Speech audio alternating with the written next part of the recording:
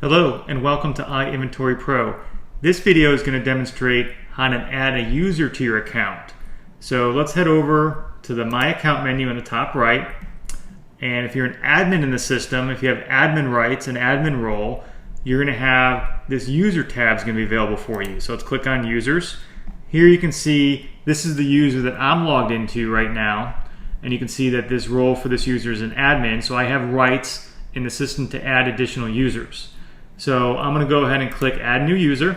All right, and in this case here we're going to add an additional user. We'll say Becky Test. That's the name of the user. We'll give them a phone number, all right, and an email address.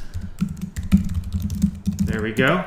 And then you can assign a role. So you're going to have two options in this particular case based on your account. You can give them just a normal user role, which is recommended, or an admin role. So if it's a relative, a daughter, a spouse, or it's a relative, a child, a daughter or a son, or an accountant or somebody you want to have access to your inventory, I would grant them the user role, okay? Now if there's a spouse and you're both working on your inventory and want to be able to go in and have admin rights for your account, go ahead and grant the admin role. But for right now, we're just going to make this role a user, okay? Two-factor authentication we talked about in a different video. You can turn that on or off. It's simply an additional code that's required that the system will send that person either to their email address or their cell phone during the login process that they'll need to actually get logged into the system. So you can turn that on or off if you'd like to, right here. Sure, let's make this user active on the system. The read-only option here, you can make it so that if it's somebody that you don't want to have changing your inventory or editing anything, make it read-only.